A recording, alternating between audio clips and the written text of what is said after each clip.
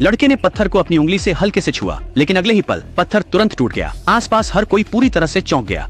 उन्हें यह नहीं पता था कि लड़का अलौकिक शक्ति के साथ पैदा हुआ था। वह बचपन से अपने गुरु के मार्गदर्शन में अपनी बहन के साथ पहाड़ों में प्रशिक्षण कर रहा था। दोनों प्रतिभाशाली और अविश्वसनीय रूप से शक्तिशाली थे। वे अक्सर मजाक में अपने गुरु को परेशान करते थे, जब तक कि एक दिन गुरु को गुस्सा नहीं आया और उन्होंने उन्हें पहाड़ से बाहर निकाल दिया, ये कहकर कि वे अपने माता पिता को जेड का लॉकेट लेकर ढूंढने जाएं। जाने से पहले उन्होंने लड़के को एक हार भी दिया, ये कहते हुए कि यह एक जीवन रक्षक हथियार है। लड़का भावुक हो गया और तुरंत पहन लिया, जिससे उसकी 90% शक्ति सील हो गई। तभी उसे एहसास हुआ कि उसे धोखा दिया गया है, लेकिन इससे पहले कि वह विरोध कर सके, मास्टर ने उन्हें एक हथेली से उड़ा दिया। जैसे ही भाई बहन पहाड़ से नीचे उतरे, मास्टर एक टोकरी बंस के साथ बैठ गया आनंद लेने के लिए। लेकिन तभी एक शिष्य घबराए हुए दौड़ता हुआ आया और कहा कि मार्शल आर्ट्स की किताबें चोरी हो गई हैं। गुरु ने तुरंत समझ लिया कि ये भाई बहन ने ली है। इस बीच भाई बहन सड़क किनारे बैठकर मैनुअल बेचने की कोशिश कर रहे थे, केवल $20 में 3। लेकिन राहगीरों ने उनकी कीमत नहीं पहचानी और समझे कि वे केवल लोगों को ठगने की कोशिश कर रहे बच्चे हैं।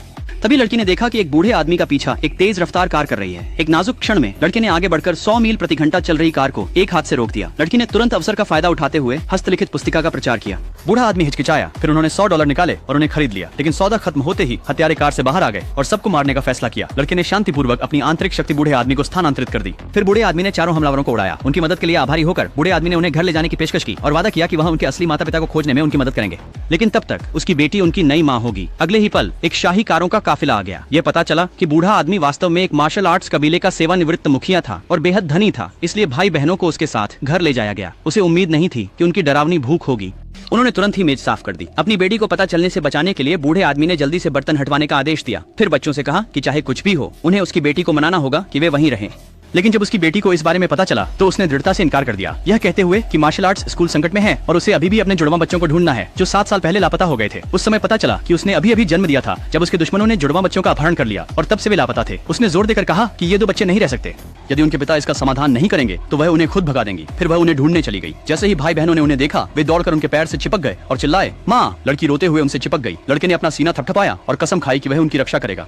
बेटी ने दृश्य देखा और नरम हो गई। उन्हें एक मौका देने के लिए सहमत हो गई। अगर वे कल की परीक्षा पास कर लेते हैं तो वे रह सकते हैं। लेकिन उसने जो चुनौती रखी थी वह थी उस पवित्र पत्थर को तोड़ना जो सैकड़ों वर्षों से कबीले का प्रतीक था। बूढ़े व्यक्ति ने तुरंत उसे डांटा, कहते हुए कि कोई भी उस पत्थर को कभी नहीं तोड़ पाया है। लेकिन तभी छोटी लड़की आगे बढ़ी। उसने एक कविता सुनाई और फिर अपने हाथ से पत्थर पर प्रहार किया। उसके हाथ लाल हो गए, लेकिन पत्थर हिला नहीं। आंसू रोकते हुए उसने अपने भाई से अगला प्रयास करने को कहा। लड़के ने पत्थर का एक बार चक्कर लगाया, फिर धीरे से उस पर अपनी उंगली रखी। उसी पल एक सुनहरी चमक आई और जो देख रहे थे वे पूरी तरह से अचंभित हो गए।